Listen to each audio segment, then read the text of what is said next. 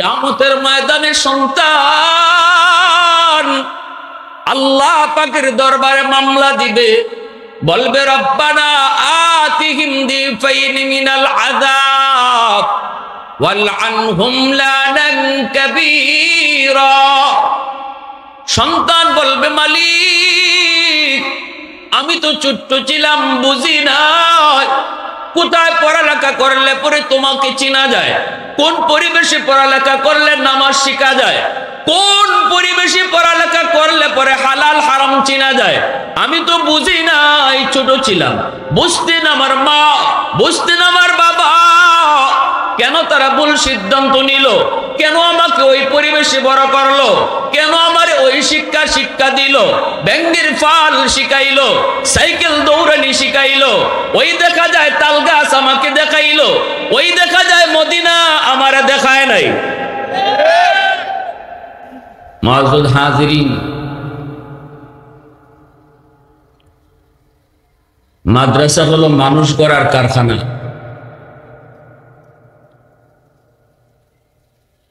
আল্লাহ পাক তার কোরআনুল কারীমের সূরাতুর রহমানের শুরুতে আল্লাহ তার নিজের পরিচয় দিতে যায় এই কথারই ইঙ্গিত দিয়েছেন। কোরআনের শিক্ষা মানুষকে মানুষ বানায়, কোরআনের তালিম সন্তানকে মানুষের সন্তান বানায়। যার জীবনে কোরআন আছে, যার জিন্দিগিতে কোরআনই জিন্দিগি আছে, যে মানুষটা হালাল হারাম মানে, যে মানুষটা কোরআনই জিন্দিগি জায়েজ না জায়েজ মেনে চলে, আল্লাহর ভাষা এসে মানুষ।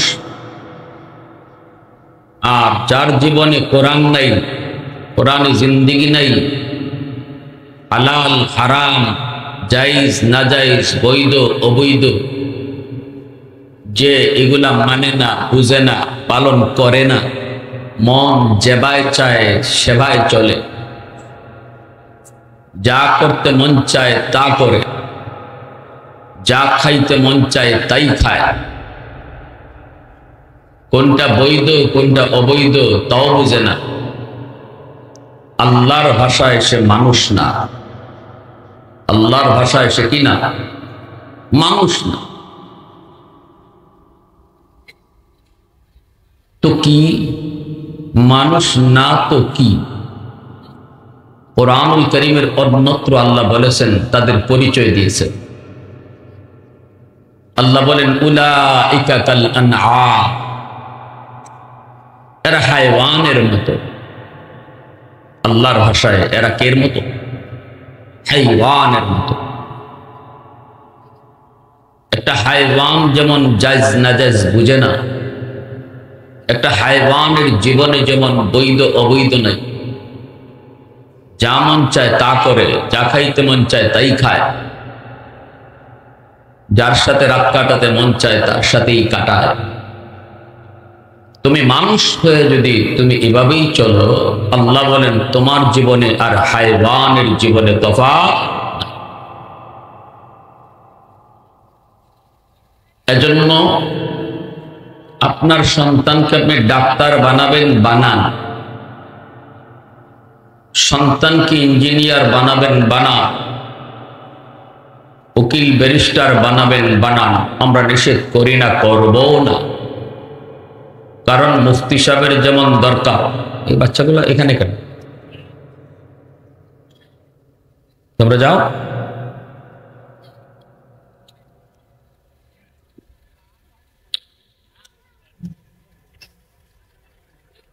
আমরা কখনো এই কথা বলবো না যে শুধু মাদ্রাসা থাকুক, স্কুল কলেজ বন্ধ করে দাও। কখনো এই কথা বলবো না, বলা ঠিকও নয়। ডাক্তার দরকার রয়েছে, ইঞ্জিনিয়ার প্রয়োজন, প্রফেসরের প্রয়োজন, কিন্তু ডাক্তার বানাবেন পরে আগে তারে মানুষ বানান। সেই মানুষ বানানোর শিক্ষাটাই হলো কোরআনের শিক্ষা। মুরগির বাচ্চা জন্ম নিলে মুরগি হয়, মানুষের বাচ্চা জন্ম নিলেই মানুষ হয় না, তারে মানুষ বানাইতে হয়। আর মানুষ বানানোর তরিকা হলো কোরআনী জিন্দেগি। প্যারে হাজির, সন্তান যদি মানুষের সন্তান হয় তবে তো বাপমার কদর করবে, বাপমার মূল্য বুঝবে। কি পরিমাণ মা বাবার হক আল্লাহ তার কালামে ব্যক্ত করেছেন, নবী তার হাদিসে বলেছেন। আল্লাহ পাক কোরআনের বিভিন্ন জায়গায় তার নিজের হকের পরপরই, নিজের হকটা বলার পরপরই বাপমার হকের নির্দেশ দিয়েছেন। যেমন আমি যে ছোট্ট একখানা আয়াতে কারিমা তেলাওয়াত করেছি, সূরাতুল লুকমান, কোরআনুল কারীমের একটা সূরা। লোকমান একজন ব্যক্তির নাম, একজন আল্লাহর ওয়ালির নাম। তার নামে আল্লাহ কোরআনুল কারীমের একটা সূরার নামকরণ করেছেন। কত দামি মানুষ হলে একটা মানুষের নামে সূরার নাম রাখা হয়েছে, সুবহানাল্লাহ। কারণ হলো লোকমান হাকিম সন্তানকে আগে মানুষ বানাইতেছে কিভাবে? আল্লাহর পরিচয় শিখায়া। وَإِذْ قَالَ لُقْمَانُ لِابْنِهِ وَهُوَ يَعِظُهُ يَا بُنَيَّ لَا تُشْرِكْ بِاللَّهِ إِنَّ الشِّرْكَ لَظُلْمٌ عَظِيمٌ। বাবা সন্তানকে ডাক দিয়ে বলতেছে, বাজান, ও বাজান, বাজান। বুনাইয়া শব্দের অর্থ হলো এ বেটা, এভাবে না। মায়ার সুরে আমরা সন্তানকে যে ভাষায় ডাকি, আরবিতে বুনাইয়া বলতে হয়, ওইভাবে ডাক দেয়া। তো আল্লাহ পাক বাবার ডাকটারেও আল্লাহ পছন্দ করছেন, সুবহানাল্লাহ জোরে বলে। একজন বাবা তার সন্তানকে আল্লাহর পরিচয় শিখাইতেছে, এই যে ডাকটা দিয়েছেন যে ভাষায়, এই ভাষাটাও আল্লাহর কাছে খুব চয়েস হয়েছে। আল্লাহ এত পছন্দ করছেন, লোকমান হাকিম যে ভাষায় তার সন্তানকে ডাকছেন, আল্লাহ কোরআনে এই ভাষাটাই উল্লেখ করছেন। আর বলছেন, ইয়া বুনাইয়া, ও আমার প্রিয় বাজান, লা তুশরিক বিল্লাহ, আল্লাহর সাথে কাউকে শরীক করো না। ইন্নাশ শিরকা লাযুলমুন আযীম, শিরিক মহাপাপ, মহা অন্যায়। শিরিক আল্লাহ কখনো ক্ষমা করে না। এভাবে আরো কিছু উপদেশ তিনি দিয়েছেন। প্রতিটা কথা আল্লাহর কাছে এত পছন্দ হয়েছে, আল্লাহ পাক বাবার ওই কথাগুলিকে আল্লাহ তার নিজের কথা বানাইয়া কোরআনুল কারীমের আয়াত হিসাবে নাজিল করে গেছে। একজন মানুষের কথা আল্লাহর কথা হয়ে গেছে। কত দামি কথা, আল্লাহর কাছে কথাগুলি কত ভালো লাগছে। আমার সন্তান আমার খেদমত করুক, আমি মা, আমি বাবা, আমার সন্তান আমার হক পালন করুক, বাপ মার কথা মতো চলুক। আমি দুনিয়া থেকে বিদায়ের পর আমার সন্তান আমার জন্য সদকায়ে জারিয়া হোক। এটা যদি আমি বাবা হিসাবে চাই, আমি মা যদি এটা চাই, তাহলে আমি বাপ মারও কিছু দায়িত্ব আছে, আসেনি না? বাপ মার দায়িত্বটা কি? এটাই আল্লাহ কোরআনুল কারীমের সূরাতুল লুকমানের শুরুতে উল্লেখ করেছে।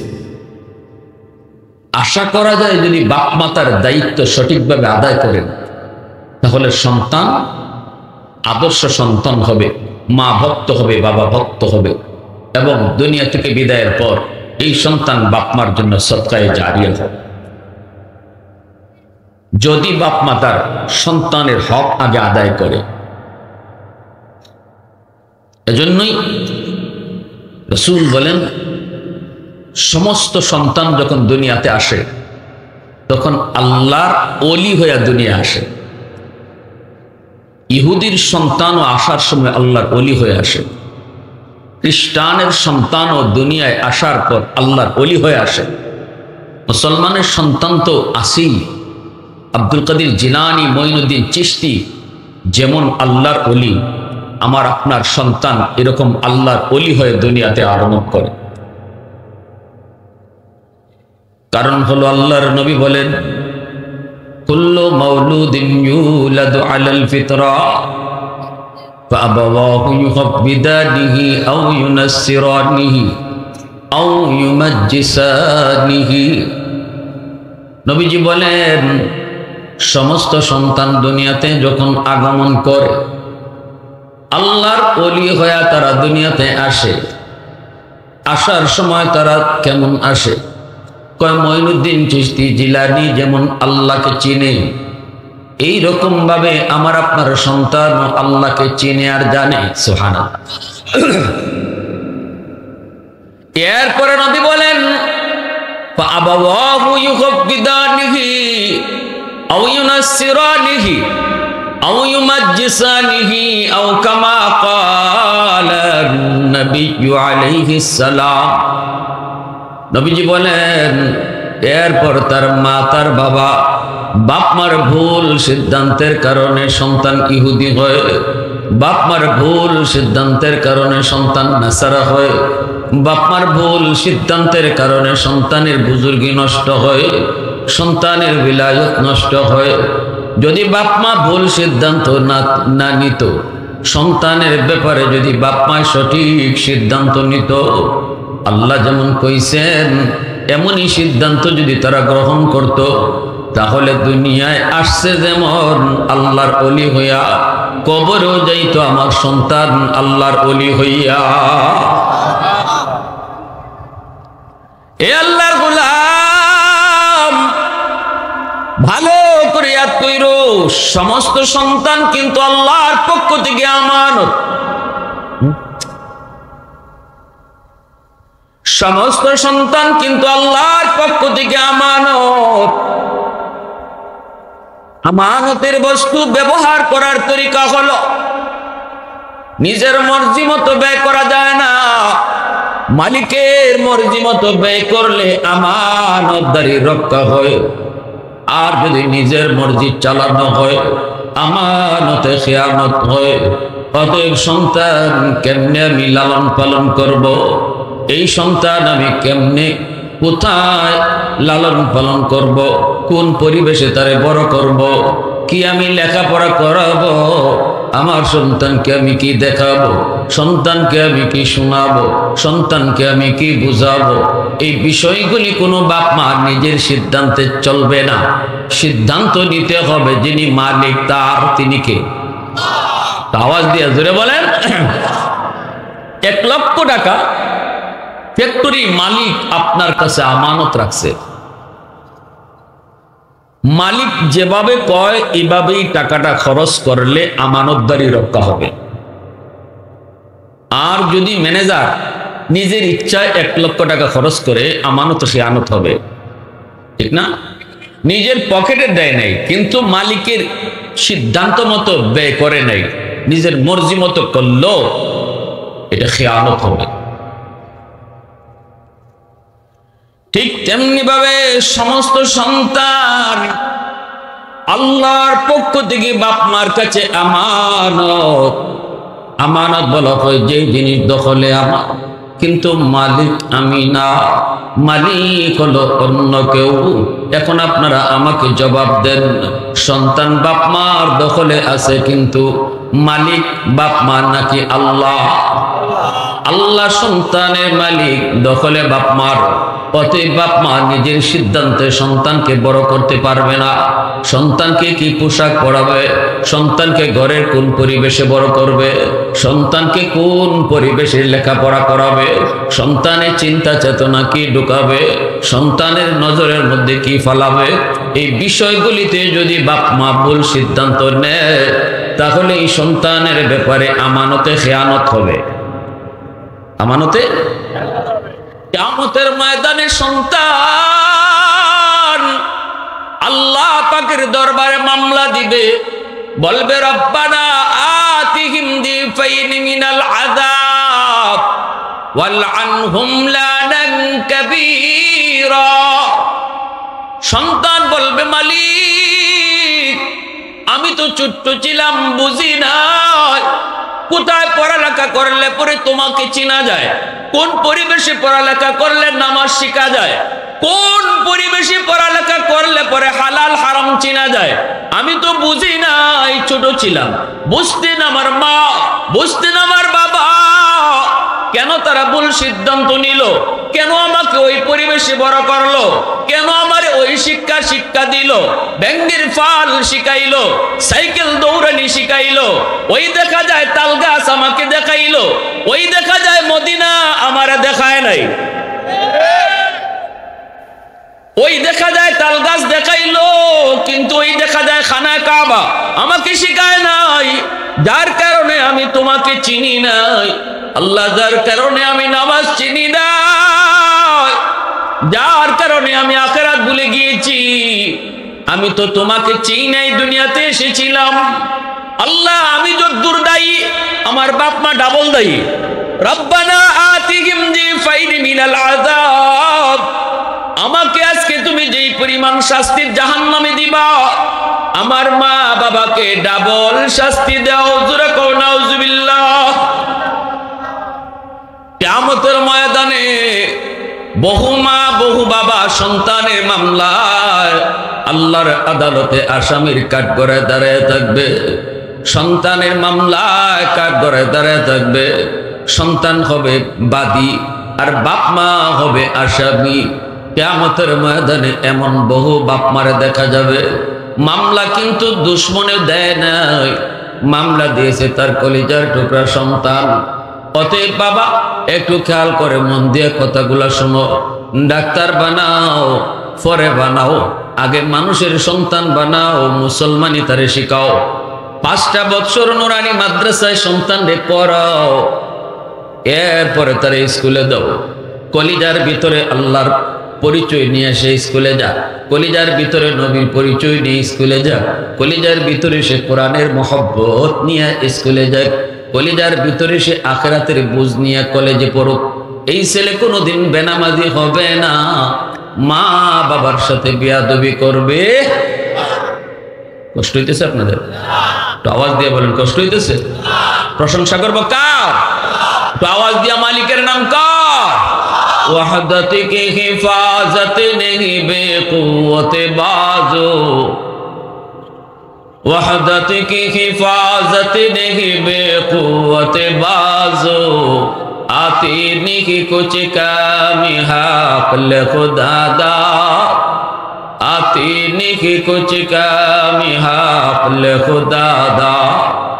ऐ मर्द खुदा तुझको कुव्वत नहीं हासिल, जा बैठ किसी गार में अल्लाह को करिया, ये सच है कि बातिल की तरफदार नहीं हम, गद्दार न समझो हम गद्दार नहीं हाँ, फूलों की तो नरम मिजाज अपना है नाज़ुक, हम तीर नहीं नेज़ा व तलवार नहीं हाँ, हम तीर नहीं नेज़ा व तलवार नहीं हाँ। मुसलमाনের आवाज को अल्लाहु আকবার। এজন্য বলতেছি শুনবেন, পেটে সন্তান থাকতেই মার আসর সন্তানের উপরে পড়ে। দুধ খাওয়ানোর সময় মায় যা করে মার আসর সন্তানের উপরে পড়ে। ঘরের ভিতরে বাপ মায় যা করবে সব কাজের আসর সন্তানের উপরে যা পড়বে। পেটে সন্তান নিয়ে যদি মা বেশি বেশি মিষ্টি খায়, সন্তান বড় হওয়ার পরে মিষ্টি প্রিয় হয়। পেটে সন্তান নিয়ে যদি মা বেশি বেশি টক খায়, সন্তান বড় হওয়ার পরে টক প্রিয় হয়। পেটে সন্তান নিয়ে যদি মা বেশি বেশি ঘুমায়, সন্তান বড় হওয়ার পরে অলস হয়। পেটে সন্তান নিয়ে যদি মা ঘরের কাম কাজ করে, সন্তান বড় হয়ে কর্মঠ হয়। পেটে সন্তান নিয়ে যদি মা বেপরদায় চলে, সন্তান বড় হইয়া ব্রেন ঢিলা হয়, প্রতিবন্ধী হয়। পেটে সন্তান নিয়ে যদি মা পর্দার ভিতরে চলে, এই সন্তান মেধাবী হয়, তীক্ষ্ণ জ্ঞানী হয়। পেটে সন্তান নিয়ে যদি মা গান শোনে, সন্তান বড় হইয়া গায়ক হয়।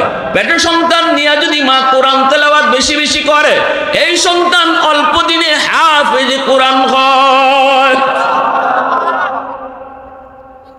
এজন্য ভালো করে ইয়াদ রাখবেন, আমার সন্তানের ভবিষ্যৎ যদি অন্ধকার হয়, সে যদি বেনামাজি হয়, সে যদি মদখোর হয়, সে যদি গাঞ্জাখোর হয়, সে যদি সুদখোর হয়, ঘুষখোর হয়, সন্তান যতটা দায়ী হবে, বাপ মা ডাবল দায়ী। বাপ মা, আপনারা আমার উপর কষ্ট নিয়েন না, কথাটা আমার না, কথাটা আল্লাহ রাসূলের। নবীজি বলেছেন ফাআবাওয়াহু ইউহাব্বিদানিহি আও ইউনাসসিরানিহি আও ইউমাজ্জিসানিহি। হ্যাঁ, মা বাবা তার দায়িত্ব ঠিকমতো আদায় করার পরেও যদি সন্তান বেলাইনে বেফতে যায়, যাইতে পারে, ইল্লা মাশাআল্লাহ যাইতে পারে, কিন্তু এর পিছনে কি হিকমত এটা আল্লাহ ভালো জানে। যেমন নূহ আলাইহিস সালাম এত বড় পয়গম্বর, তার সন্তান কেনান, সেও তো পথভ্রষ্ট হয়েছে, ঠিক না? তাই বলে কি নবীরে আমরা বুঝতে পারবো যে নবী তার সন্তানের হক আদায় করে নাই? এই কথা কি বলা যাবে? অসম্ভব, হবে না। বড় বড় বুজুর্গ উলামায়ে কেরামের সন্তানও মাঝে মাঝে এক দুটা বেফতে বেলাইনে যায়, তারা তাদের দায়িত্ব আদায় করার পরেও এর পিছনে হিকমতকে আল্লাহ ভালো জানে। তবে এই কারণে হাসরের মাঠে সন্তান আল্লাহর আদালতে বাপ মারে দায়ী করতে পারবে না, আর মামলা দিলেও সেটা মামলা গ্রান্টেড হবে না যদি বাপ মা তার দায়িত্ব আদায় করে নেয়, ঠিক কিনা জোরে বলেন? আপনারা এইদিকে হাঁটাচলা কম করেন একটু, প্লিজ একটু আমার সময় দেন। পরিবেশটা যত শান্ত থাকবে আমার কথাগুলো গোছালো হবে, নতুবা কথাগুলো আউলা জাউলা হবে।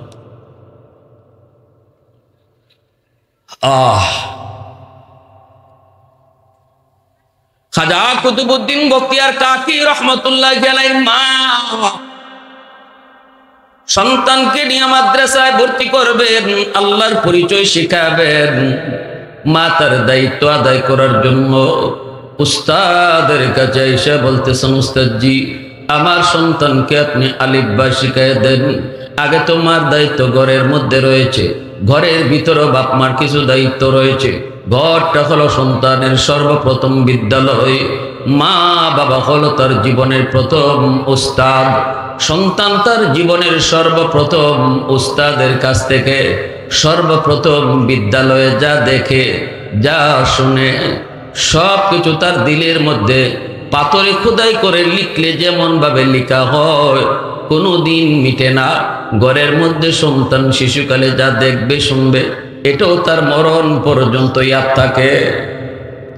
যদি সন্তান দেখে মা ঘরের মধ্যে নামাজ পড়ে, সন্তানের অন্তরের মধ্যে নামাজের মহব্বত তৈরি হয়। সন্তান যদি দেখে ঘরে মায় নামাজে দাঁড়াইছে, দেখবেন শিশু বাচ্চাটাও মার সাথে নামাজে দাঁড়ায় যায়, অথচ মা সন্তানকে ডাক দেয় নেই, বাচ্চাটা মার সাথে নামাজে দাঁড়ায় যায়। মা যদি মাথায় পর্দা করে, কাপড় পরে হাঁটে, শিশু মেয়েটা সেও মাথায় কাপড় পইরা শিখে যায়, ঠিক কিনা? আওয়াজ দিয়ে বলেন। দেখে দেখে যেটা শিক্ষা করা হয়, এই শিক্ষা কোনোদিন কেউ ভুলে না। দেখে দেখে যেই শিক্ষা অর্জন করা হয়, এই শিক্ষা অন্তরের ভিতরে বসে যায়, এই শিক্ষা কখনো ভুলে না। সন্তান ঘরের মধ্যে যেটা দেখবে, যদি দেখে বাপ মায় ঝগড়া করে, এই ঝগড়ার বদ আসর সন্তানের ব্রেইনে গিয়ে পড়বো। মা বাবায় ঝগড়া করলো, কিন্তু ক্ষতি হবে সন্তানের। আওয়াজ দেন না? হ্যাঁ, তুমি বাবা তোমার স্ত্রী হিসেবে গালি দিয়ে দিছো, দিতে পারো, কিন্তু তুমি জানো না এই গালিটা যে সন্তানে শুনছে আর দেখছে, এর কতটা প্রভাব এই বাচ্চার উপরে পড়ছে, এই বাচ্চাটার কতটা ক্ষতি হয়েছে, এটা তুমি বাপ মা এখন টের পাবা। সে কিন্তু মঈনুদ্দিন চিশতির মতো আল্লাহর ওলি হইয়া দুনিয়া আসছে। আমার বাচ্চাটা কিন্তু আব্দুল কাদের জিলানির মতো আল্লাহর ওলি। এই কথা আমি মৌলবীর নয়, এটা আল্লাহর নবীর কথা, আল্লাহ নবীর কথা। আমার যে বাচ্চার সামনে আমি স্বামী স্ত্রী ঝগড়া করলাম, আমারই বাচ্চা মঈনুদ্দিন চিশতির মতো আল্লাহর ওলি, আব্দুল কাদের জিলানির মতো ওলি। তার বিলায়ত, তার এই বুজুর্গি নষ্ট করতেছি আমি মা, আমি বাবা। সালাম কালাম সন্তানকে শিশুকালে শিখানো বাপ মার দায়িত্ব। মুরব্বী দেখলে সালাম দাও শিখানো বাপ মার দায়িত্ব। ইত্যাদি জোরে বলেন। আমার সন্তানকে কালেমা শেখানো আমাদের বাপ মার দায়িত্ব, নামাজ কালাম শেখানো বাপ মার দায়িত্ব। এখনো আমার মনে পড়ে, আমি যখন ছোট্ট ছিলাম, শিশুকালে ছিলাম, ঠিক মতো বুঝি নাই। আমার এখনো মনে আছে, বয়স তখন আমার হয়তো 7 বছর, হয়তো বা 8 বছর। আমার আব্বা একজন জেনারেল শিক্ষিত মানুষ, আলেম নন, কিন্তু ধর্মীয় শিক্ষায় বড় করেছেন। শিশুকালটাই ছিল ঘরের মধ্যে ধর্মীয় শিক্ষার প্রশিক্ষণ। আব্বা সালাম কালাম শিখাইলেন, মুরব্বী দেখলে সালাম দিতে হয়। আব্বা আমাদের এক রুমে বসে আছেন, আব্বার একজন বন্ধুকে নিয়ে আমি তো রুম থেকে আব্বার রুমে যা ঢুকলাম, কিন্তু সালাম দেই নাই। ছোট মানুষ, ভুলে গেছি, মনে নাই, সালাম দেই নাই। বাবার পাশে যাওয়া মাত্রই দেখি বাবার চেহারাটা লাল। আব্বু আমারে বলতেছেন, বাবা সালাম দিলা না কেন? লজ্জা পেয়ে গেছি, সাথে সাথে বলতেছি আসসালামু আলাইকুম ওয়া রাহমাতুল্লাহ। আব্বুর বন্ধু যে ছিলেন আঙ্কেল বলতেছে ওয়া আলাইকুমুস সালাম ওয়া রাহমাতুল্লাহ। আমার মাথায় হাত বুলাইয়া আঙ্কেল দোয়াও দিচ্ছেন, কিন্তু আব্বার এখনো মুখে হাসি আসে নেই। আব্বার মুখ এখনো অনেক বেজার, এখনো চেহারাটা অনেক গুসা। আব্বু বলতেছেন, বাবা তোমার এই সালাম আমি নিলাম না, এই সালাম আমি নিব না। রুম থেকে বের হও, বের হইয়া আবার রুমে ঢুকো, আর ঢুকার সময় সালাম দিয়ে ঢুকো। কারণ আব্বা তোমার এইভাবে সালাম শিখাই নাই, সালাম শিখাইছি রুমে ঢুকতেই সালাম দিয়া ঢুকবা। সেই 8 বছরের কথা এখনো আমার মনে আছে। এর নাম হলো বাবা, এর নাম হলো, আমি আগেই বলছি, বাবা হওয়া সহজ, লুকমান হাকিমের মতো বাবা হও। এর জন্য আল্লাহ কোরআনে লুকমান হাকিমের নামে সূরার নামকরণ করছে। দুনিয়ার সকল বাবাকে আল্লাহ মেসেজ দিচ্ছেন, বাবা শুধু বাবা হইও না, শুধু বাবা হইও না। আমি আল্লাহর কাছে শুধু বাবা হওয়া পছন্দ না, লুকমান হাকিমের মতো বাবা হও। আমার ভাইরা বন্ধুরা, যুবক, তখন আমার আঙ্কেল বলতেছিল, ভাই বাদ দেন, ছোট মানুষ বুঝে না, সালাম তো দিলই, আমি তো সালাম নিলাম। কিন্তু আব্বু বলতেছেন, ভাই তুমি আমাকে নিষেধ করবা না। বাচ্চাটারে রুম থেকে আবার বের করা, সালাম দিয়া যদি তারে রুমে না ঢুকাই, তাহলে এই ভুল তার সারা জীবন মনে থাকবে না। দেখছেন, আমার আঙ্কেল যতই রিকোয়েস্ট করেছেন, আব্বা রিকোয়েস্ট মানেন নাই। আমাকে রুম থেকে বের হতে হয়েছে, রুম থেকে বের হয়েছি, বের হয়ে আবার রুমে ঢুকছি তো সালাম দিয়া ঢুকছি। এজন্যই বলতেছিলাম, খাজা কুতুবউদ্দিন বখতিয়ার কাকি রহমাতুল্লাহ আলাইহির মা সন্তানকে যা শিখাইবার নিজের ঘরে শিখাইলেন। আমি যদি আমার ঘরে টেলিভিশন দেখি, আমার সন্তান কিন্তু মঈনুদ্দিন চিশতি, সে টেলিভিশন দেখায়, দেইকা দুনিয়াতে আসে না, টেলিভিশন দেখারও কথা না। কিন্তু আমি মা সন্তানকে নিয়ে যখন ঘরের মধ্যে টেলিভিশন দেখলাম, আমার সন্তান টেলিভিশন দেখলো, আমি নাটক দেখলাম, সিনেমা দেখলাম, সন্তানও সিনেমা দেখলো, নাটক দেখলো। আমার সন্তানের বুজুর্গি নষ্ট করলাম আমি মা, আমার সন্তানের বুজুর্গি নষ্ট করলাম আমি বাবা। আমার সন্তান কবরেও যাইতো চিশতি হইয়া, কবরেও যাইতো জিলানি হইয়া, কিন্তু আমার সন্তানের ভবিষ্যৎ অন্ধকার করতেছি আমি মা। কুতুবউদ্দিন বখতিয়ার কাকি রহমতুল্লাহ আলাইহির মা বলতেছে, উস্তাদ জি আমার সন্তানকে আপনি আলিফ বা শিখায় দেন।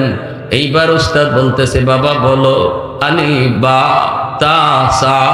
কিন্তু ছোট্ট বাবু কুতুবউদ্দিন উস্তাদকে বলতেছেন, না গো উস্তাদ জি, আলিফ বা তা সা নয়, আলিফ লাম মিম যালিকাল কিতাবু লা রাইবা ফীহ। অবাক হয়ে উস্তাদ তো নীরব, নিস্তব্ধ হয়ে গেলেন। উস্তাদ, এ বাবা কুতুবউদ্দিন কি বলতেছো? আরো পড়ো, আরো পড়ো। উস্তাদকে বসায় রেখে ছোট্ট বাবু কুতুবউদ্দিন কোরআনুল কারীমের 15 পারা হিফজ শোনায়া দিলেন। উস্তাদের চোখ থেকে দরদর করে পানি পড়ে আর কান্দেন। পড়া শেষ হতেই উস্তাদ কয়, বাবা চলো তোমার মার কাছে যাব। মা গো, কেন তুমি মজা করছো, ঠাট্টা করেছো? তোমার কুতুবউদ্দিন 15 পারার হাফিজ, আর আমাকে তুমি যা বললা আলিফ বা শিখামু। বলা মাত্রই মা সেজদায় পড়ে আল্লাহর শুকরিয়া আদায় করে। আর উস্তাদকে বলতেছে, উস্তাদজি খোদার কসম, আমি মা নিজেও জানি না আমার কুতুবউদ্দিন কেমন করে 15 পারার হাফিজ হয়েছে।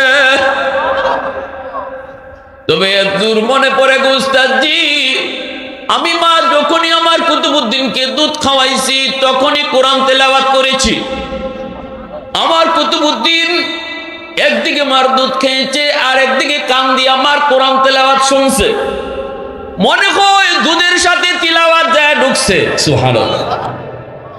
এ আল্লাহর গোলাম, একটু তোমরা কও, দুধের সাথে তিলাওয়াত করলে যদি তিলাওয়াত ঢুকতে পারে, যদি কোনো মা সন্তানকে দুধ খাওয়ানোর সময় গান শুনে, দুধের সাথে গানও ঢুকতে পারে কি পারে না?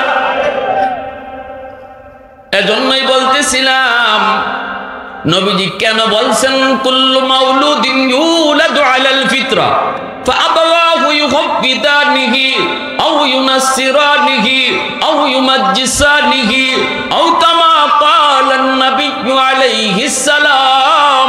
কেন নবী বলেছেন বাপ মার সিদ্ধান্ত যদি সঠিক হয়, সন্তানের ভবিষ্যৎ আলোকিত হবে, আল্লাহর ওলি হয়ে কবরেও যাবে। বাপ মার সিদ্ধান্ত যদি রং হয়, সন্তানের ভবিষ্যৎ অন্ধকার হবে, আল্লাহর ওলি না সে যদি গুনাহগার হয়ে কবরে যায়, যে পরিমাণ শাস্তি সে জাহান্নামে ভোগ করবে, বাপ মার জন্য ডাবল শাস্তির আবদার করবে। কে করবে? দুশমন কয় না। কে করবে? কলিজার টুকরা সন্তান। যেই সন্তানের জন্য আমি রাতকে দিন করেছি, যেই সন্তানের জন্য আমি আমার সুখ শান্তি নিয়ে কুরবানি দিয়েছি, যেই সন্তানের জন্য নিজে সিরা লঙ্গি পরেছি, যেই সন্তানের জন্য নতুন কাপড় কিনে ঈদগাহে নিয়ে গেছি, আমার সেই সন্তান কিয়ামতের ময়দানে আল্লাহর আদালতে মামলা বসাবে, আর সন্তানের মামলায় বহু বাপ মা জাহান্নামে জ্বলবে। এজন্য বলতেছি, শুধু বাবা হওয়ার শখ না, বাবা হওয়ার শখের বিষয় না, এটা বাবা হওয়ার দায়িত্বের বিষয়, বহুত বড় দায়িত্বের বিষয়। ভাইরা বন্ধুরা, জন্য বলতেছিলাম, যদি বাপ মা তার সঠিক দায়িত্ব ঠিক মতো আদায় করে রে আল্লাহর গোলাম, তাহলে আমার সন্তান আমার হক আদায় করবে, মা কদর করবে, বাবার কদর করবে, মা বাবার কদর করবে।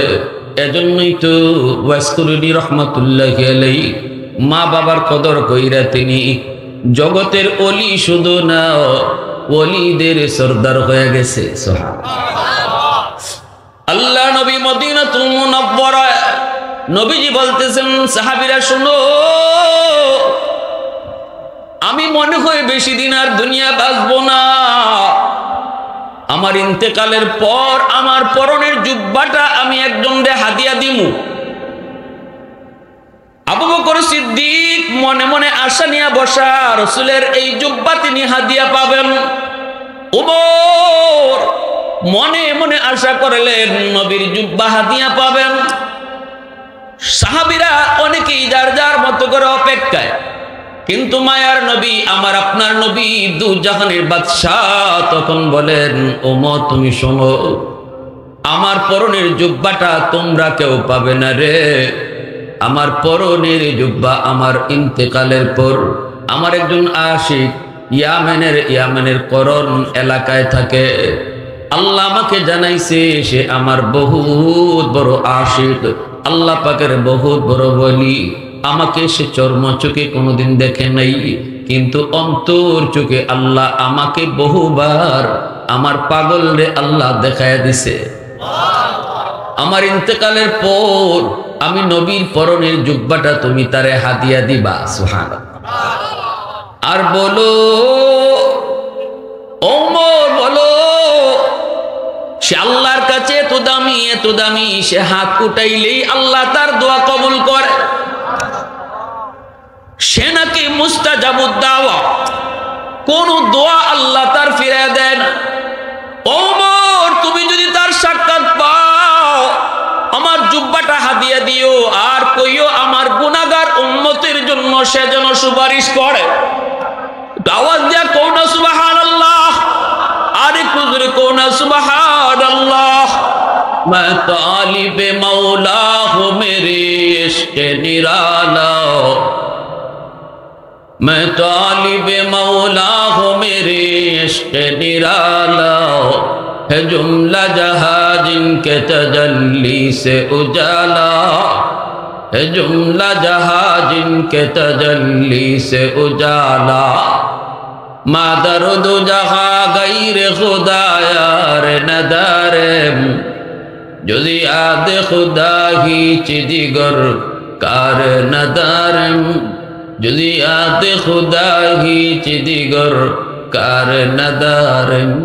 মুসলমানের আওয়াজ তো আল্লাহু আকবার। আল্লাহ নবীর পরনের জুব্বা তিনি পাবেন। হযরত ওমর তিনি বলতেছেন নবী গো আমি তারে কেমনে চিনব? রাসূল বলেন তার চেহারাটা হবে এমন, তার চুলগুলি হবে এমন, বডিটা হবে তার এমন, হাতের তালুতে একটা সাদা দাগ দেখতে পাবা। হযরত ওমর বলতেছেন নবী গো আপনি তারে কোনোদিন দেখেন নাই, সেও আপনারে কোনোদিন দেখে নাই, অথচ তার চেহারা কেমন, বডি কেমন, চুলগুলি কেমন, কেমনে বলেন? রাসূল বলতেছে ওমর রে আল্লাহ স্বপ্ন যুগে অন্তর চোখে বহুবার তারে দেখায়া দিছে। নবীজির ইন্তেকালের পর ওমর পর এই জুব্বা নিয়া ইয়ামেনের করন এলাকার সেই ওয়াইসকে তিনি খুঁজতেছেন। এক রিওয়ায়াতের মধ্যে এসেছে তিনি গেছেন ইয়ামেন, চলে গেছেন আলী রাদিয়াল্লাহু তাআলা আনহুকে নিয়া, যাইয়া বলতেছেন করন এলাকা কোথায় একটু আমারে তোমরা কও। চলে গেলেন, যা দেখেন মানুষই জিজ্ঞেস করেন তোমরা ওয়াইজ নামে কাউরে চিনোনি? মানুষেরা কয় না। একদল রাখাল বলতেছে হ্যাঁ আমরা চিনি। কোথায়? কয় জঙ্গলে।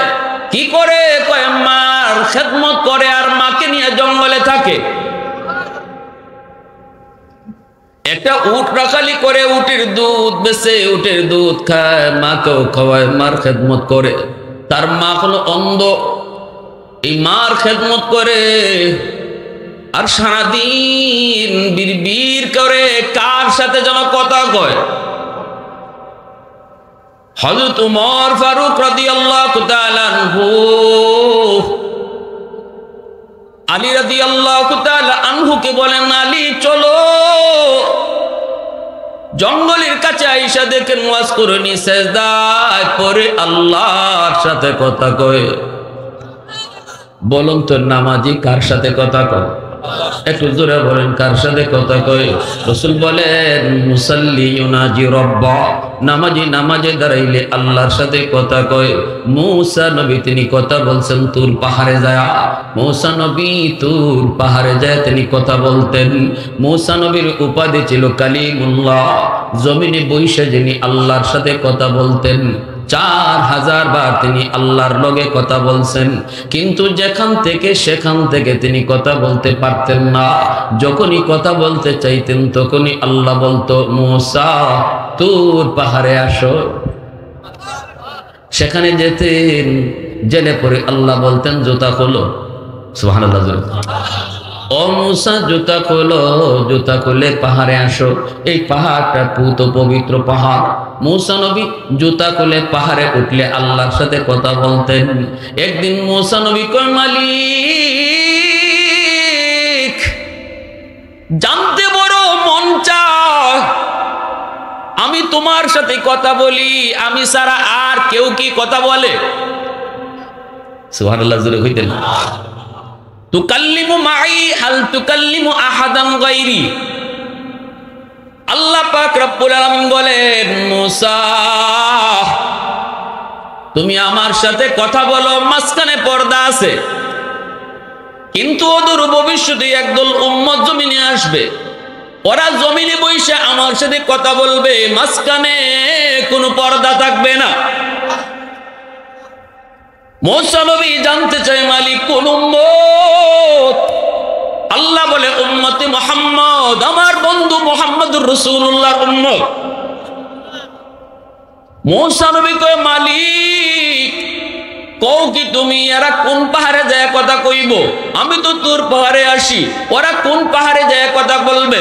আল্লাহ বলে মুসা এরা পাহাড়ে আসতে হবে না, এরা যেখানে নামাজে দাঁড়াবে ওখান থেকেই আমার সাথে কথা বলবে।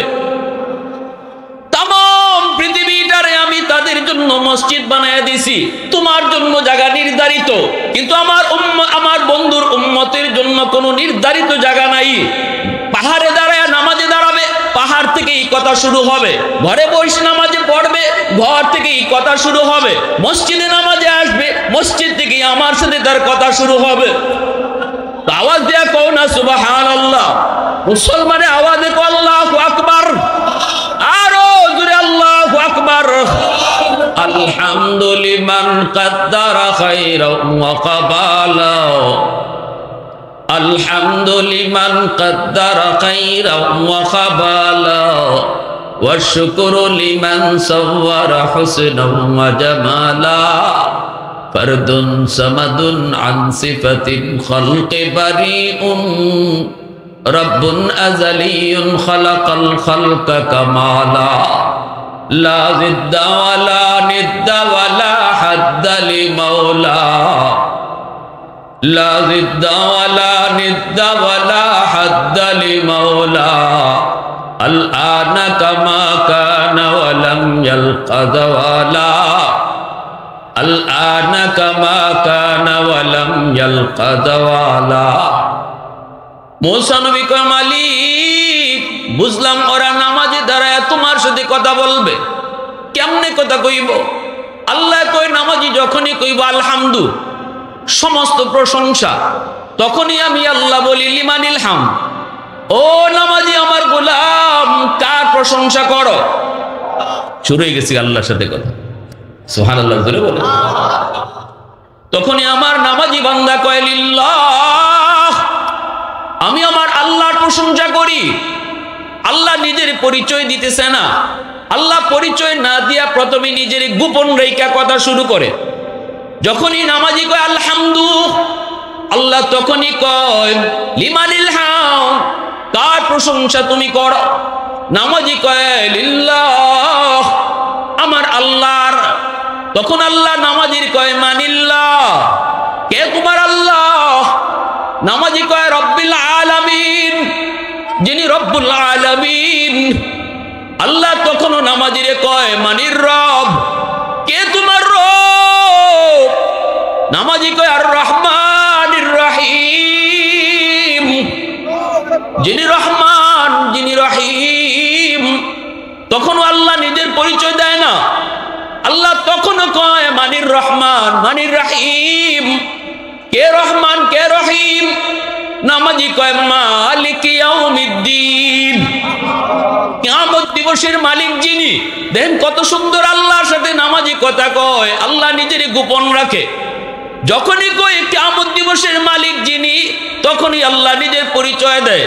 আল্লাহ তখন কয় বান্দারে, এতক্ষণ পর্যন্ত তুমি যারে আল্লাহ বলেছ, এতক্ষণ পর্যন্ত যারে তুমি রব বলেছ, মালিক ইয়াউমিদ্দিন যারে কইছো, আমি সেই রব, আমি তোমার আল্লাহ।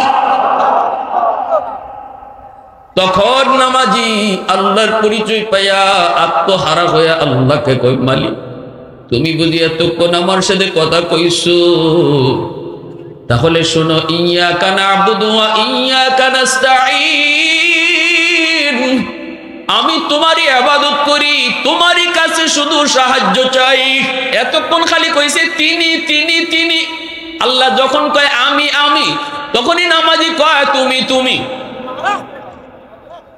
তো আওয়াজ দিয়া কও না সুবহানাল্লাহ, আর একটু জোরে কও না সুবহানাল্লাহ। আল্লাহ খুশি হয়ে তখন কয় বান্দা কি চাস তুই ক, আমি আল্লাহ তোর উপর খুশি, তুই কি চাস বল।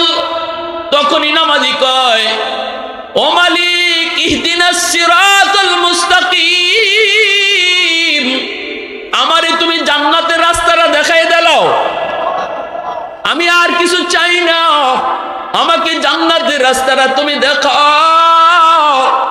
নামাজি তখন কয় না আমারে 5 তলা বাড়ি দাও, নামাজি কয় না আমারে 10 কাঠা জমি দাও, নামাজি কয় না তখন আমারে এমপি বানাও। নামাজি আল্লাহর কাছে যেটা চাওয়ার এটাই চায়, কয় মালিক আমার জান্নাতের রাস্তাটা তুমি দেখাও। এইভাবে আল্লাহ এত সুন্দর করে নামাজির সাথে কথা কয়। এবার মুসা নবী কয় মালিক একটু জানতে মন চায়, নামাজি তো তোমার সাথে কথা বলে নামাজে দাঁড়ায়, কিন্তু তুমি কেমনে কথা কও? আল্লাহ কয় মুসা আমি নিজের থেকে কখন কথা কই জানুনি, যখনই আমার বন্ধুর উম্মত কোরআন তেলাওয়াত করব তখন আমি তার সাথে কথা শুরু করে দেই। আওয়াজ দিয়া কও না সুবহানাল্লাহ, আরো জোরে সুবহানাল্লাহ। এজন্যই আল্লাহ পাক রব্বুল আলামিন তার বন্ধুরে কয় বন্ধু তুমি উম্মতরে জানাও মুসাল্লি ইউনাজি রাব্বাহ, নামাজি নামাজে আমার সাথে কানাকানি করে, সুবহানাল্লাহ, নামাজি নামাজে আমার সাথে কানাকানি করে, ওয়াজকুরুনি নামাজে দাঁড়ায় তিনি আল্লাহর সাথে কানাকানি করে।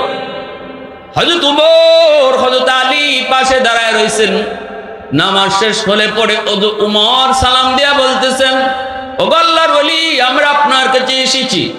কারা আপনারা? আমি উমর, আর ইনি নবীর সাহাবী আলী। আল্লাহ নবী মদিনায়, নবীজি এখন মদিনায় নাই, রাসূল দুনিয়া থেকে বিদায় নিয়েছেন, কিন্তু রাসূল মদিনায় থাকতে আপনি ইয়ামিন ছিলেন, গেলেন না কেন? রাসূলের না দেখা নবীর এত বড় আশিক কেমনে হইছেন? যেই নবী ইন্তেকালের আগে পরনের জুব্বা আমি উমরকে দেয় না, যেই নবী তার নিজের জুব্বা আবু বকরকে দেয় না, যেই নবী তার পরনের জুব্বা উসমানকে দেয় না, সেই জুব্বা রাসূল আপনারে দিয়া গেছে, গেলেন না কেন? নবীরে দেখলেন না কেন? ওয়াজ করেনি কই আমার মার খেদমতের কষ্ট হবে। আমি মাকে বলেছিলাম মা গো আমার নবী মদিনায়, একটু দেখতে মন চায়, দেখতে মন চায়। মা তখনই কইছিল বাবা ভাই মদিনায় নবীরে দেখতে যাবা, এর চেয়ে খুশির কোনো খবর হতে পারে না, কিন্তু আমি মা তো অন্ধ, আমারে কে খাওয়াইব, কে আমারে ঘুম পাড়াইব, আমার কে খাওয়াইব, কে ঘুম পাড়াইব? শিশুকালে আমি মা তোমারে যেইভাবে খাওয়ায় খাওয়ায় ঘুম পাড়াইছি, আজকে বৃদ্ধ বয়সে তুমিও আমি মারে খাওয়ায় খাওয়ায় ঘুম পাড়াইতেছ। আমি মার খেদমত কি করব? মারে কার কাছে রেখে যাইবা, কার কাছে রেখে যাবা? এজন্য আমি যেতে পারি নাই, কিন্তু মা তো হাত বাড়িয়ে দিছে, কই মালিক আমার সন্তান ওয়াইস তোমার হাবিবরে দেখতে মদিনায় যেতে চায়, কিন্তু আমি মার কারণে যেতে পারে না, এই খবরটা তুমি তোমার হাবিবরে জানাই দিও, এই কথাটা তুমি তোমার বন্ধুরে জানাই দিও। আমি মা তোমার কাছে হাত উঠাইছি, আমার ওয়াইসকে শুধু ওলি বানাইলে আমি খুশি না, জগতের ওলিদের সর্দার তুমি বানাই দিও, আর আমার ওয়াইস হাত উঠাইলে হাত ফেরত দিও না। সুবহানাল্লাহ, জোরে বলেন। আমি মা বলতেছি আমার ওয়াইস হাত উঠাইলে হাত ফেরত দিও না। এজন্য ওয়াজ করনি মুস্তাজাবুদ দাওয়া হয়েছেন, মুস্তাজাবুদ দাওয়া হয়েছেন, তাবিঈনদের ভিতরে শ্রেষ্ঠ তাবিঈন হয়েছেন, রাসূল নিজে উপাধি দিয়া গেছেন আমার ওয়াইস তাবিঈনের ভিতরে শ্রেষ্ঠ তাবিঈন, কারণ রাসূলের যুগে আইসা রাসূলকে দেখতে পারলে তো সাহাবী হইতো, না দেখার কারণে তিনি তাবি, কিন্তু তাবির ভিতরে শ্রেষ্ঠ তাবি উপাধি রাসূল দিয়া গেছেন। ভাইরা বন্ধুরা জন্য বলতেছিলাম মার খেদমত, মার দোয়া তো ওই সন্তানই করবে, মার দোয়া তো ওই সন্তানই নিবে যেই সন্তানের ব্যাপারে মা হক আদায় করেছে, বাবা হক আদায় করেছে। ভাইরা বন্ধুরা যেই সন্তান মারে কষ্ট দেয়, বাবারে কষ্ট দেয়, দিনের বুঝ না। এ যুবক ভালো করে শুনো, 3 ব্যক্তির দোয়া বদদোয়া সরাসরি আল্লাহর দরবারে কবুল হয়ে যায়। সালাসাতুন দাওয়াতুন মুস্তাজাবাতুন লা শাক্কা ফীহ, দাওয়াতুল মাজলুম ওয়া দাওয়াতুল মুসাফির ওয়া দাওয়াতুল ওয়ালিদি আলা ওয়ালাদিহি, মজলুমের দোয়া বদদোয়া, মুসাফিরের দোয়া বদদোয়া, বাপমার দোয়া বদদোয়া। এলাকার ভিতরে যেই মানুষটা বড় দুর্বল, ওই মানুষটার উপরে জুলুম করবা না, অন্যায় করবা না, সম্পদ দখলে নিবা না, হাত উঠাইবা না, বকাঝকা করবা না। কারণ দুর্বল মানুষটা মেম্বারের কাছে বিচার দিবে না, এমপির কাছেও বিচার দিবে না, চেয়ারম্যানের কাছেও বিচার নিয়ে যাবে না। কারণ এমপি, মেম্বার, চেয়ারম্যান তোমার লোক। বিচার বসায় দিব আল্লাহর আদালতে, বিচার বসায় দিব হাইকোর্টে, বিচার বসায় দিব মালিকের দরবারে।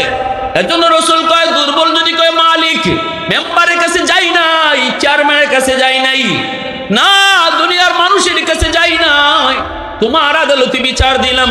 রাসূল বলেন, বিচার বসাইতে দেরি, আল্লাহর আদালতে গ্রান্টেড হতে দেরি হয় না। বুদ্ধিমান কখনো আল্লাহর আদালতে মামলা লইয়া কবরে যায় না।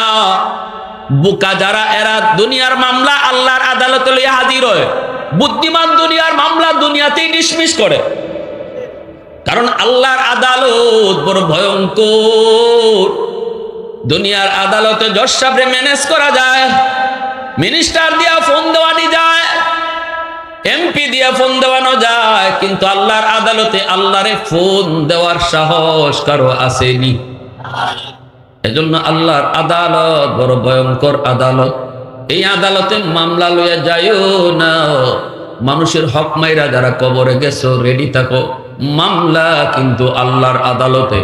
ভাইয়ের হক মারছো, বোনের হক সম্পদ নষ্ট করেছো, বাবা মারা যাওয়ার পর বাইরে তুমি ঠকাইছো, বোন রে তুমি ঠকাইছো, বোনের সম্পদ তুমি দেও না, মনে রাখো মামলা কিন্তু কার আদালতে?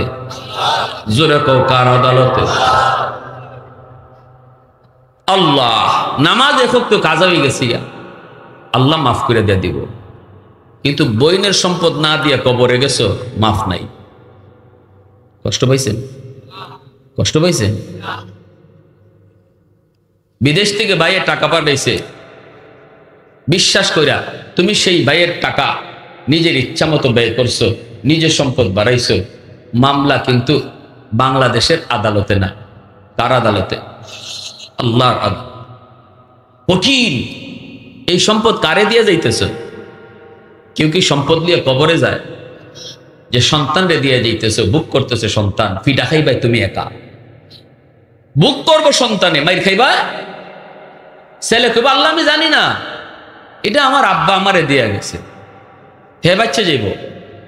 কিন্তু তুমি বাবা যে দিয়া গেছো, জাম মাইরার গুতা আছে সব তোমার কপালো। এই দুনিয়াতে যে মানুষগুলো হারাম টাকা ঘরে ঢুকায়, এদের মতো বোকা দুনিয়াতে আর কেউ নেই। সুদের টাকা দিয়া ঘরে ঢুকায় ঘর বানাইছো, এই ঘরের রুমে এক রুমে তুমি থাকছো, বাকি 5 রুমে থাকছে ভাই বেরাদর, মা বাবা, আত্মীয় স্বজন। আসরের মাঠে আল্লাহ এই 10টা রুমের হিসাব তোমার কাছ থেকে একা নিব। তুমি থাকছো এক রুমে, 9 রুমে থাকছে অন্য মানুষ, হিসাব ওদের দেওয়ার কথা, কিন্তু ওরা হিসাব দিবে না, হিসাব দিবা তুমি একা। এক পাতিল ভাত রান্না হইছে, তুমি খাইছো 1 প্লেট ভাত, কিন্তু 9 প্লেট ভাত খাইছে বাকিরা। পুরা পাতিলের ভাতের হিসাব আল্লাহ তোমার কাছ থেকে একা নিব, কারণ এই পাতিলের ভাতটা ছিল তোমার হারাম টাকায়। একথা জানার পরও যে মানুষটা হারাম টাকা ঘরে ঢুকাইছে, সে বুদ্ধিমান না বোকা? আওয়াজ দিয়া বলেন। বুক করব সবে, হিসাব দিব আমি একা। কেন? আমি ইজাতের বুক কেন, এই ধরনের কামাই কেন করব যে সবাই খাইবো, হিসাব দিব আমি একা? সন্তানের তো একটু আদরের কলিজার টুকরা স্ত্রীও এতটুকু কইব না যে আমার কারণে আমার স্বামী এই কামটা করছিল, আল্লাহ আমারে কিছু শাস্তি দিয়া দেও। কইব, আল্লাহ আমি কিছু জানি না, আমি কিছু জানি না, মাইরার গোতা যা আছে তাইন্ডে দেও। আমি কি কইছিলাম ঘুষের টাকা আর সুদের টাকা দিয়ে আমারে কাপড় কিনে দিত, অলংকার কিনে দিত? সুদের টাকা দিয়ে আমার অলংকার কিন্তু আমি কি কইছি? 2 নাম্বার হলো মুসাফিরের দোয়া বদদোয়া। সাবধান, মুসাফিরের কাছ থেকে বদদোয়া নিবেন না। মুসাফিরের কাছ থেকে দোয়া নিলে রাসূল বলেন সাথে সাথে কবুল।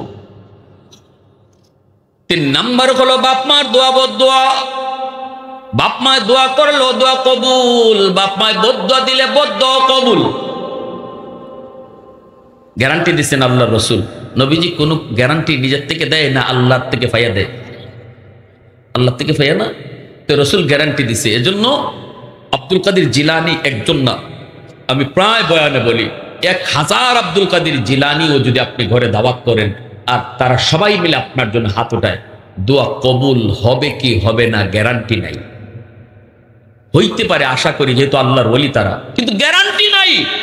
রসুল বলেন ভাঙ্গা ঘরে মা যদি হাত উঠায়, বাবা যদি হাত উঠায়, 100% গ্যারান্টি আছে। সুবহানাল্লাহ ওয়া বিহামদিহি সুবহানাল্লাহ। তাহলে যে মার দোয়া কবুলের গ্যারান্টি দিছে রসুল, যে বাবার দোয়া কবুলের গ্যারান্টি দিছে রসুল, ওই বাবার কাছ থেকে দোয়া নিয়া ওই মাজার বাবার কাছে দোয়া লইতে যাও, ঠিক না? নিজুরা বলা, যে বাবার দোয়ার কবুলের গ্যারান্টি আমার রসুল দিছে, এই বাবার দোয়া না লইয়া তুমি সিলেট শাহজালাল দরগা বাবার দোয়া নিতে যাও। কষ্ট পাইলিছেন? তাম দুনিয়ার সব মানুষকে তুমি খুশি করো না, মা খুশি নাই, বাবা খুশি না, আল্লাহ বলেন আমি আল্লাহ খুশি না। আর যদি তোমার বাপ মা তোমার উপর খুশি থাকে, আমি আল্লাহ তোমার উপর খুশি। রাদার রব্বি ফি রাদাল ওয়ালিদাইন ওয়া সাখাতুর রব্বি ফি সাখাতিল ওয়ালিদাইন। বলবেন হুজুর আমার মা যদি আমার উপর জুলুম করে, বাবা যদি জুলুম করে, বাপ মা যদি আমার সম্পদ কম দেয়, তবুও কি আমি ভালো আচরণ করব? এই প্রশ্ন রসুলকে সাহাবী করছেন। আল্লাহ রসুলকে সাহাবী প্রশ্ন করেছেন, কিলা ইয়া রাসূলুল্লাহ ওয়া ইন যালামা। রসুল জবাব দিয়েছেন ওয়া ইন যালামা ওয়া ইন যালামা ওয়া ইন যালামা। বাপ মা যদি জুলুম করে, তবুও তুমি জুলুম করতে পারবা না। তুমি সন্তান হিসেবে বাপ মার সাথে ভালো আচরণ করাই লাগবে। হ্যাঁ, জুলুমের বিচার আল্লাহর আদালতে হবে। 3 সন্তানের ভিতরে যদি কাউকে বাবা ঠকায়, কাউকে কাগজে লিখকে সমিতি দেয়া দেয়, আল্লাহর আদালতে বাবার বিচার হবে। কিন্তু দুনিয়ার নিজাম, রসুল বলেছেন সন্তান বাপ মার সাথে খারাপ আচরণ করতে পারবে না। এবার তুমি মানো আর না মানো, এটা আমার রসুলের আদেশ নির্দেশ। দুনিয়াতে সন্তান শুধু এতটুকুর জন্য মার সাথে ভালো আচরণ করবে, বাবার সাথে ভালো আচরণ করবে। সম্পদ যদি তার নাও দেয়, শুধু মা হওয়ার কারণে, বাবা হওয়ার কারণে, এই বাপ মার উসিলা আমি দুনিয়া দেখছি, শুধু এতটুকুর কারণে বাপ মা সন্তানের কাছে ভালো আচরণ পাও না, ভালো আচরণ পাও না। মারে ভাত না দিয়া, বাবারে ঘর থেকে বের করে দিয়া কারে খুশি করতেছো? সারা দুনিয়া তোমার উপর খুশি থাকলে তো আল্লাহ খুশি না, আল্লাহ খুশি না। এই কথাগুলি কে বলবে আপনারে? সন্তান যদি মাদ্রাসায় পড়ান তবে তো শুনবেন, ঠিক কিনা জোরে বলে? কোথায় গেলে এই শিক্ষা লাভ করবে আপনার সন্তান? কোথায় গেলে, কোন প্রতিষ্ঠানে পড়লে বলেন? আজ সারা বাংলাদেশে আপনি দেখেন যতগুলা বৃদ্ধাশ্রম তৈরি হয়েছে, বড় বড় শিক্ষিত মানুষের বাপমা বৃদ্ধাশ্রমে পড়ে রয়েছে। কয়জন আলেমের বাপমা আছে? কয়জন হাফেজের বাপমা আছে? সন্তান লালন পালন করতেছেন, জন্ম দিচ্ছেন, সন্তানে কামাই খাইবেন কেন? আপনার জন্য যা রিজিক, এটা আল্লাহ আপনার দুনিয়াতে আসার আগেই বরাদ্দ করে রাখছে। সন্তানের কামাই খাইতে হবে না, এই চিন্তা বাদ দেন, এই নিয়ত বাদ দেন। নিয়ত করেন আমার সন্তান যেন আমার আখিরাতের পুঁজি হয়, আমার সন্তান যেন আমার সদকায়ে জারিয়া হয়। রিজিক তো আল্লাহ আমাকে দুনিয়া আসার আগেই পাঠিয়ে দিছে। এজন্য দুনিয়াতে সন্তান আসার আগে মার বুকে আল্লাহ দুধ আগে পাঠায়। দুধ পরে আসে না আগে আসে? আগে আসে। আল্লাহ বুঝায় রিজিক কিন্তু আগে পাঠিয়ে দিছি, তুমি যাওয়ার আগে তোমার রিজিক পাঠিয়ে দিছি। মরণ পর্যন্ত আমি আল্লাহ এভাবেই তোমার রিজিক তোমার আগেই থাকবে। অতএব রিজিকের পিছনে দৌড়াও, রিজিকের পিছনে দৌড়াও। বদ্ধ নিয়েন না, বদ্ধ নিও না যুবক। তোমার আমার জীবনে বাতি আল্লাহ জ্বালাইয়া দিছে, কিন্তু জ্বালাইয়া দেয় নাই। এই বাতি যদি জ্বালাইতে হয়, পাওয়ার হাউস থেকে লাইন ওকে করা লাগবে। আমার আপনার জীবনের যে বাতি আছে, এই বাতিও আল্লাহ জ্বালাইয়া দিবে যদি বাপ মা থেকে লাইন ওকে থাকে। বাপ মা হলো সন্তানের জীবনের পাওয়ার হাউস, ওখান থেকে লাইন যদি ওকে থাকে, মুরব্বীরা তোমার জীবনে পাওয়ার হাউস, উলামায়ে কেরাম তোমার জীবনে পাওয়ার হাউস, সমাজের আলেমরা তোমার পাওয়ার হাউস। আলেমদের দোয়া যদি থাকে, মুরব্বীদের দোয়া থাকে, বাপমার দোয়া থাকে, আল্লাহ বলেন জিন্দেগির বাতি আমি জ্বালায় দেব। বাতি জ্বালাবে কে? আল্লাহ বাতি তখন জ্বালায় দিবে। লাগাইয়া দিছে আল্লাহ, জ্বালাইয়া দেয় নাই। জ্বালানোর জন্য আপনার লাইন ওকে করা লাগবে, মাদ্রাসার সাথে মহব্বত করা লাগবে, ছাত্রদেরকে ভালোবাসতে হবে, উস্তাদদেরকে মহব্বত করতে হবে, আলেম ওলামার দোয়া নিতে হবে, আর মা বাবার কথা মতো চলতে হবে। কোনোদিন কোন সন্তানের ব্যাপারে বাপ মা অমঙ্গল চায় না, ভালোই চায়। তুমি সন্তান বুঝো না, বুঝো না বিদায় বাবার কথাটা মানো না। বুঝবা একদিন, যেদিন তুমি লাইন পাবা না, চোখে অন্ধকার দেখবা। হাকিম বলুন থানবী, হাকিমুল উম্মাহ থানবী বলেছেন যে বাপ মার দোয়া থাকবো সন্তানের পিছনে, 1 নম্বর ফায়দা আল্লাহ তার হায়াতের ভিতরে বরকত বাড়ায়া দেয়। 2 নম্বর আল্লাহ তার রিজিকের ভিতরে বরকত বাড়ায়া দেয়। 3 নম্বর আল্লাহ পাক তার সন্তানকে মানুষের মতো মানুষ বানায়। 4 নম্বর ওই সন্তানকে আল্লাহ পাক মক্কা মদিনা জিয়ারত করায়।